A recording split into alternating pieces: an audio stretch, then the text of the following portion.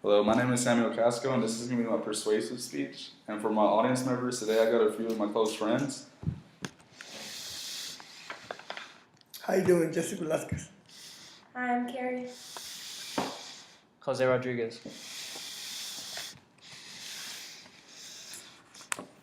All right. And for my speech today, I'm going to speak on the topic of social media and social networking.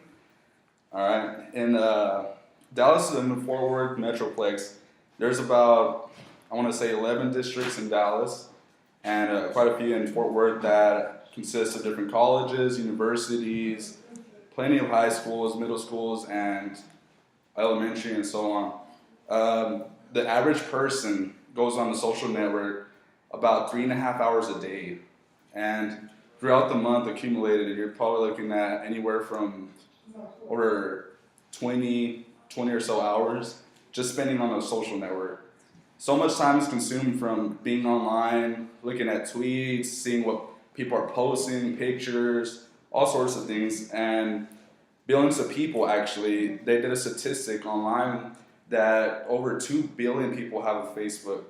And to think in this world, we all have an average of about 7 billion people, 2 billion of them, different countries, continents, they're all accessing these things, and it's becoming worldwide. It's spreading more and more throughout the generations. Technology is growing, and it's only going to keep increasing.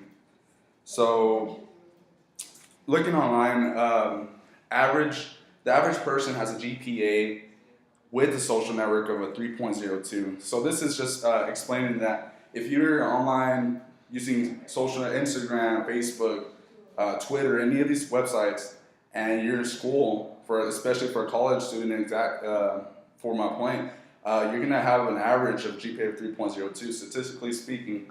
But those who do not have a social network, if you have just focus on your studies in school, your average is about 3.8. So you see a large jump from a 3.8 to 3.02 in speaking for your GPA wise. The ability to retain information for a person who does use a social network is a lot less than the probability of a person not using a social network.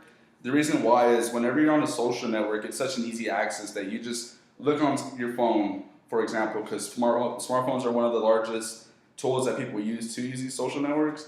And it takes like less than 10 seconds to pull up an app, and you're just constantly looking at it, and your distractions come all left and right.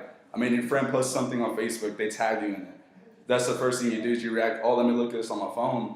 I'm going to be distracted from studying. Say if you're studying for a final, you're going to look at your phone, and it's just going to lose all your train of thought while you're studying, and this is just going to keep increasing. So the ability to retain it's ridiculous that you lose it.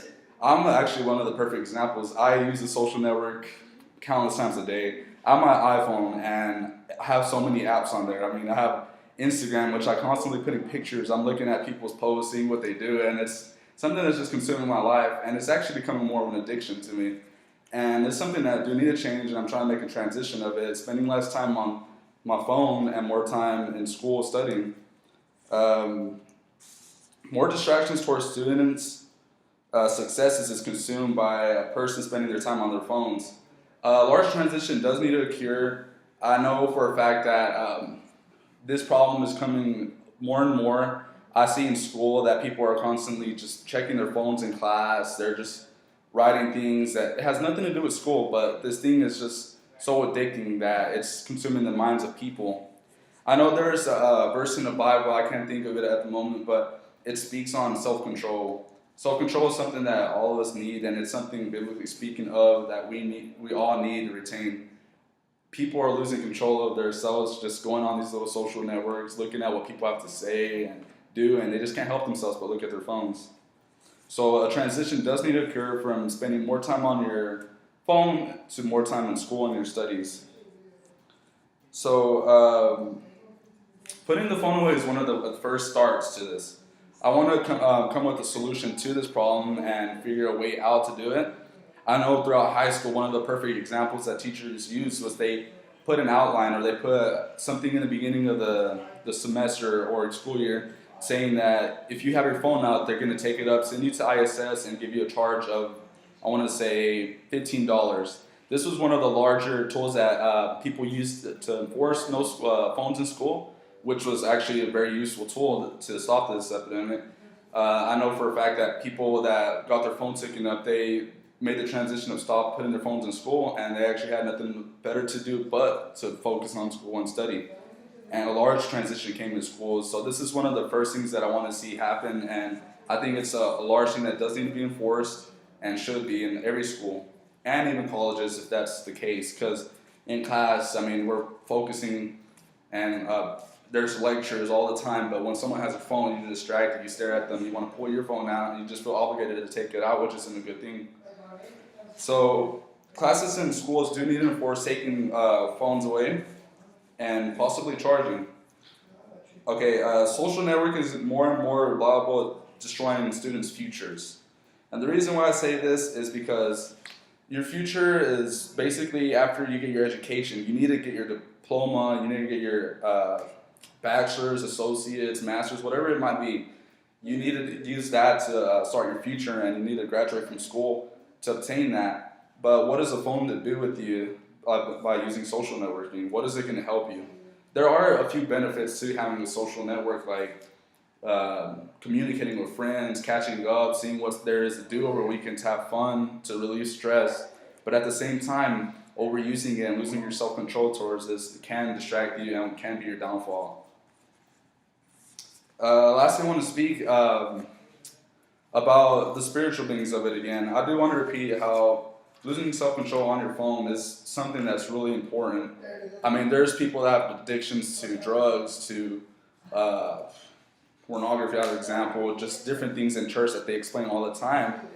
But what is social networking different from that? Social networking, what is the positives of being a lot of people don't use it to their advantage. They just look at things, they get their mind focused, and it's not helping them at all. But evidently, if you were to stop this and put it away, you can change this and come at the transition of it. I know that there can be apps that I've seen that can limit the amount of time that you do spend on your phone in school hours, which should be used, and there are plenty of more transitions. But this is my speech, and I wanted to conclude that enforcing no phones in school is one of the most important things at the moment, just because it's going to affect your future, and it becomes a very large distraction. So hopefully you don't use your phones in school, guys. And I want to thank y'all for being my audience members today. Y'all have a good one.